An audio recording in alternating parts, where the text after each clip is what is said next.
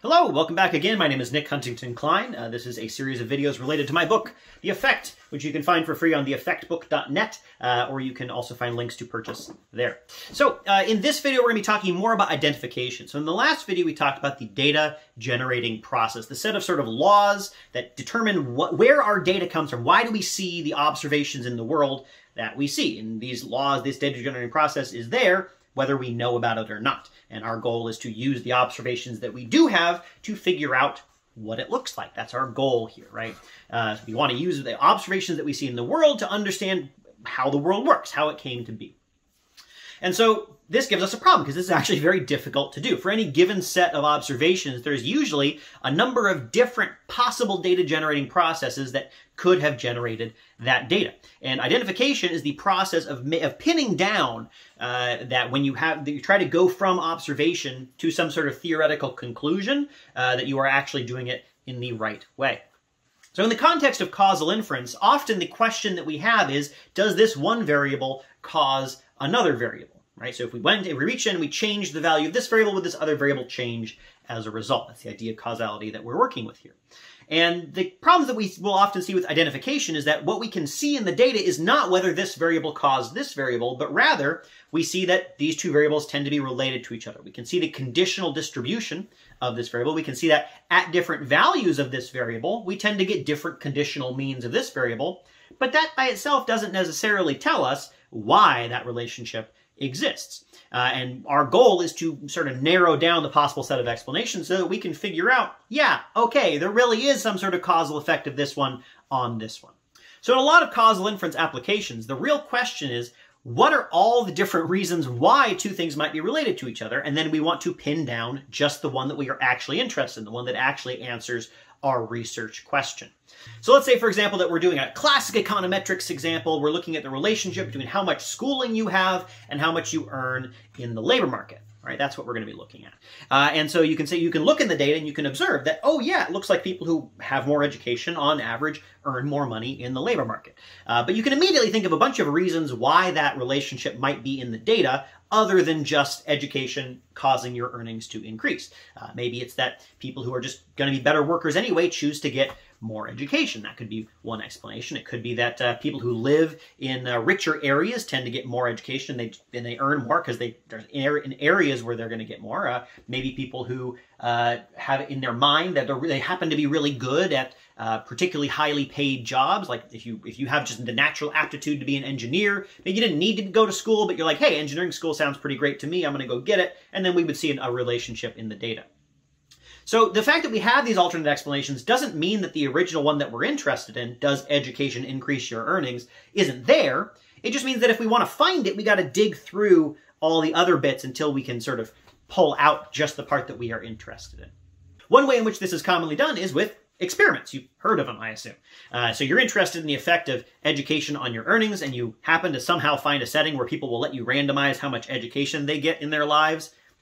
That's neither here nor there. But then you do that. And so once you do that, then you can look at the relationship between the randomly assigned education levels that you've given people and their earnings. And the key there, the reason why we might do a randomization like that is because in that example, we've gotten rid of all the other reasons why these two things might be related to each other, right? You know, let's think about what we saw before. Maybe people who were going to earn more money anyway are going to choose to get more education for some reason. Well, that can't happen anymore because that didn't happen in your data. In your data, the only reason people got more education is because you assigned them to get more education. And if you did that randomly, that has nothing to do with what their earnings would have been later on. That's the whole purpose of doing this sort of explicit randomization, is that it allows you to sort of pick out some data for which there is no alternate explanation. So identification is super duper easy.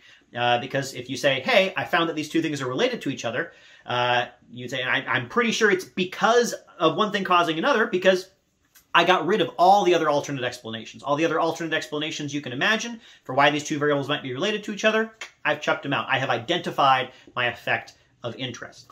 Experiments are the only way in which we can do this, right? We just need to be able to think about what those alternate explanations are and close them off in some way.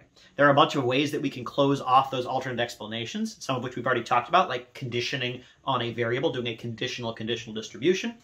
There are other methods that we're going to talk about a bit later, but let's put an example sort of into action. So let's go to a lamp.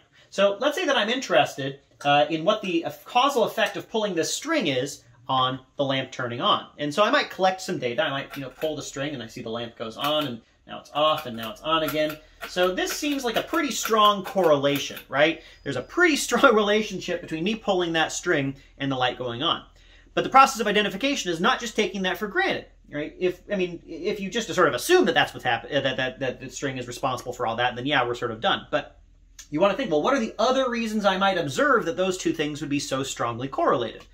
Well, and then you start to getting into the alternate explanations, and as you get these alternate explanations, it sort of lays out for you what your job is in how what you're going to need to account for in your analysis. So you might think, okay, well, maybe it's not that I am causing the light to go on. Maybe I'm just timing my pulls with when I knew the light was going to go on anyway.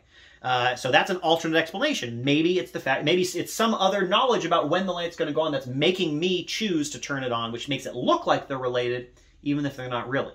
So how could we account for that? Well, maybe we can do some explicit randomization. I'm going to flip a coin, and if it's heads, I'm going to pull the string, and if it's tails, I am not. So let's flip the coin. Okay, heads, I'm going to pull the string. Okay, great. Now that was not my choice to do so. It was the coin's random choice. So now that's going to sort of help. If I do this a bunch of times, let's flip it again, right? Oh, it's heads again, so I'm going to pull. It looks like it went off again. So based on the randomness of the coin, which is not based on my knowledge of when the lamp might have turned on or not, it seems like that relationship is still there, right? So after removing that other potential explanation that I gave, that I've sort of rigged the game, then you still see a relationship that is going to lend evidence towards the idea that it is in fact me pulling this string that makes the light go on. And you can think of a bunch of other possible explanations like this and how we might be able to get rid of those alternate explanations, right? Perhaps, for example, it is not that me pulling this string turns the light on and off. Maybe this string actually controls all the electricity in my house, and that's what's really going on. And so in that case, yeah, sure, the string is causing the lamp to go on or off, but really it's causing the electricity to go on or off.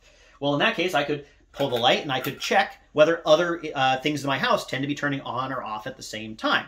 If that doesn't seem to be the case, then I have pushed that explanation to the side. It's another possible reason why these two things are related to each other that I have gotten rid of.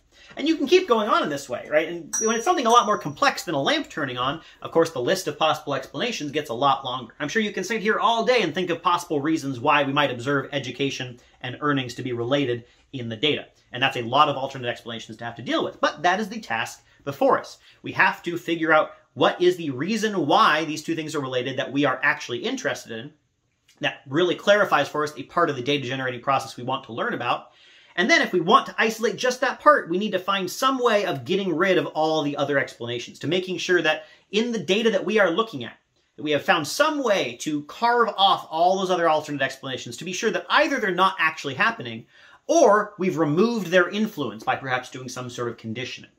And once we only have left over the explanation that we're interested in, if there's still something there, then we have gotten rid of all the possible alternative explanations. We know that what we're looking at answers our research question of interest. We have identified the causal effect that we want. Now, there's a lot of ways to do that, and that's what a lot of the remaining videos in this series are going to be about, and there's a lot of those. But that's the task. All right, that's what we're going to be doing, and I hope that you'll keep with me for that. Thank you.